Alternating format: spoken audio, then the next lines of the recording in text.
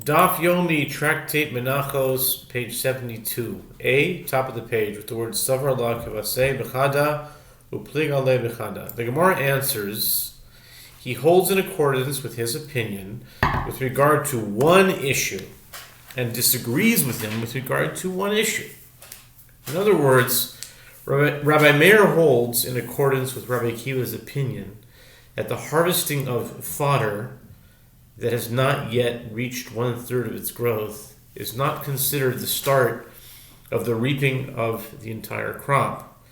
And he disagrees with Rabbi Akiva's opinion that the harvesting of fodder that has reached 1/3 of its growth is also not considered the start of the reaping process. As Rabbi Meir maintains that this is considered the start of the reaping process even when it is performed for animals, and therefore it does not divide the field with regard to payout. Koitrin mishas anitiois umipnei beis ha'aved umipnei beis hamidrash ma'itaime ketzirchem u'machmone velo ketzir mitzveh. The Mishnah teaches, and one may reap crops prior to the Omer due to potential damage to saplings growing alongside the crops and due to the place of mourning, to create room for those consoling the mourners who would bless them upon their return from the cemetery, and due to the need to create room for students to study, as failure to do so would lead to dereliction of Torah study. In the study hall, the Gemara asks, what is the reason one is permitted to reap prior to the Omer offering in these instances? The Gemara answers that the Merciful One states, you shall bring the sheaf of the first fruits of your harvest to the priest. Leviticus 23:10. The use of the term your harvest indicates that the Omer offering's reaping must precede any personal harvest, but it does not need to precede reaping for the purpose of a mitzvah. Velo yase krichois ava manichon tzivosi my time decham defshal lo tachinan. The Mishnah teaches after reaping the crops, for any of these reasons, one may not fashion them into sheaves, but he leaves them unbound. The Gemara asks, what is the reason? The Gemara answers, although reaping is technically permitted, one should limit his involvement with the new grain. Therefore, as much as possible, to avoid exerting effort in involvement with the grain, we do not exert effort.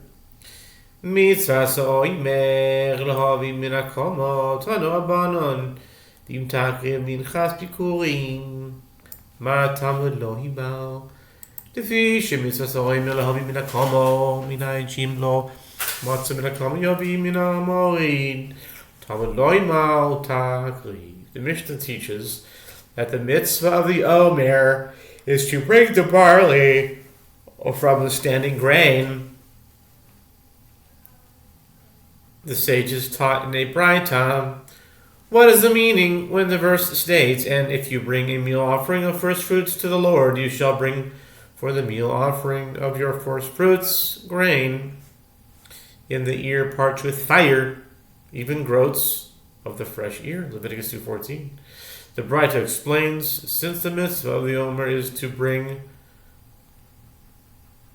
the barley from the standing grain, from where is it derived that if one does not find barley from the standing grain, he should bring it from the harvested and gathered sheaves? The verse states, you shall bring, to include this scenario.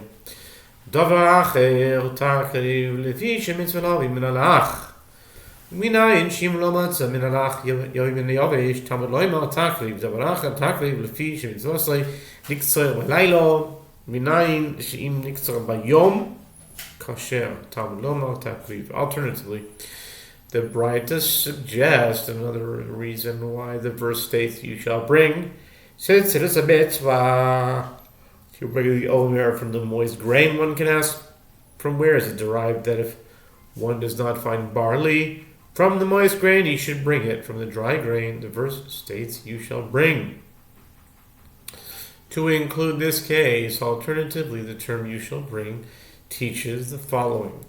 Since the mitzvah of the omer is for it to be reaped at night, from where is it derived that if it was reaped during the daytime it is fit? The verse states, "You shall bring."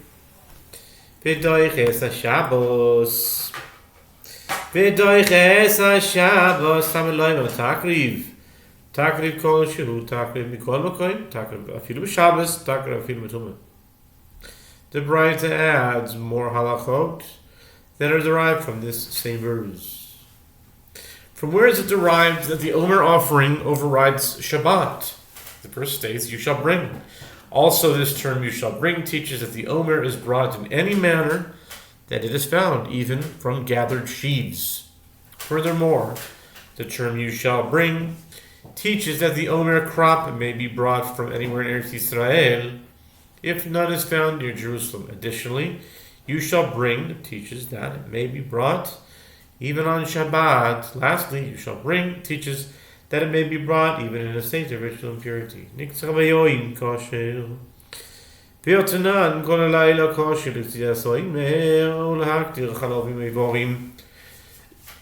זה הכלל, דבר שמצווה עושה כל היום. כשר כל היום. דבר שמצווה עושה בלילה, כשר כל הלילה. The Mishnah teaches, if it was reaped during the day, it is fit. The Gemara asks, but didn't we learn in the Mishnah, Megillah 20b, all mitzvot that must be performed at night may be performed any time during that night. Therefore, the entire night is valid for reaping the omer on the night following the first day of Passover, for burning the fats of offerings that had been brought during the preceding day, and for burning the limbs of burnt offerings. This is the principle. A matter that is a mitzvah to perform during the entire day is valid if performed any time during the entire day, and likewise a matter that is a mitzvah to perform at night is valid if performed any time during the entire night. Ketani laila dum yediyom ma diyom balayla lo after laila biyom nami lo. The Gemara analyzes this Mishnah. The Mishnah teaches the principle of mitzvot performed at night as being similar to the principle of those performed during the day. From this one can infer that just as in the case of a mitzvah whose prescribed time is by day, if it is performed at night, it is not valid, so too with regard to a mitzvah whose prescribed time is at night. If it is performed by day, it is also not valid. If so, why does the Mishnah here teach that if the omer was reaped during the day, it is fit? Amar Abba, lo ikashya horebi horebi lo zoma b'shimoin. Tanya, haya oimed umakriv minchas oimer v'nit meis. Im yesh acheres oimer loi, hove acheres tachteo. Yulav oimer have pikeach ushtok. Rabba said is not difficult. This Mishnah, which teaches that the omer reaped during the day is valid, is in accordance with the opinion of Rabbi Yehuda Hanasi. And the Mishnah in Megillah, which states that any nighttime mitzvah performed during the day is not valid, is in accordance with the opinion of Rabbi Elazar, son of Rabbi Shimon. As it is taught in a Brayta Tosefta 3:9, in a case where a priest was standing and sacrificing the omer meal offering, and it became ritually impure in his hand, if there is another measure of barley grain that is ready to be reaped, then one says to the priest, reap the barley and bring another meal offering in its stead. And if there is no alternative meal offering available, one says to him, "Be shrewd and keep silent," meaning, do not tell anyone that it is impure. This is the statement of Rabbi Yehuda Hanasi. Rabbi Elazar ben Rabbi Shimon ben Gach ben Gach Eloi have pikach ushtok have pikach ushtok shekol Oimer shnitzam shlokim elos apostle. Rabbi Elazar son of Rabbi Shimon says in either case, one says to him, "Be shrewd and keep silent."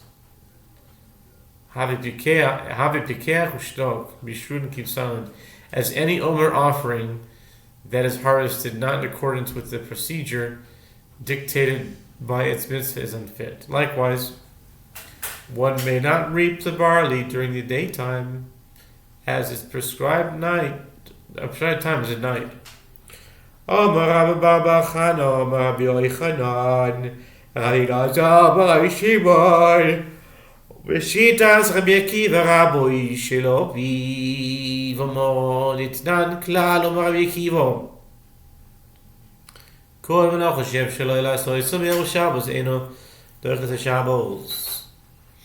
With regard to the opinion of Rabbi Elazar and Rabbi Shimon, that barley for the Omer offering that is reaped by day is unfit, Rabbi Bar Chana says that Rabbi Yochanan says Rabbi Elazar and Rabbi Shimon said his statement in accordance with the opinion of Rabbi Akiva, the teacher of his father.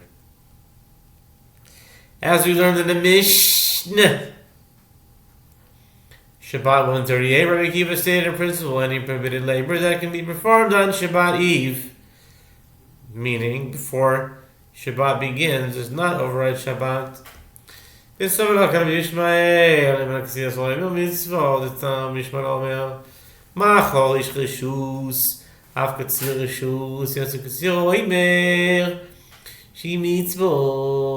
furthermore, Rabbi Elazar, son of Rabbi Shimon, holds in accordance with the opinion of Rabbi Ishmael, who said that the reaping of barley for the Omer offering is a mitzvah. As we learned in the Mishnah in Shvi'it 1:4, that Rabbi Ishmael says the verse, "In plowing time and in harvest you shall rest." Exodus 34:21 is not referring to the prohibition against farming the land during the sabbatical year, as one might have thought. Rather, it is referring to the prohibition against performing labor on Shabbat, and the reason that the verse mentions these two particular forms of labor is to teach that just as the plowing that is prohibited on Shabbat is an otherwise voluntary act, as plowing is never required by the Torah, so too the harvesting that is prohibited on Shabbat is voluntary. Therefore, the harvesting of the Omer is excluded from the prohibition as it is a mitzvah. Consequently, the barley for the Omer is harvested on the 16th of Nisan, even if it occurs on a Shabbat.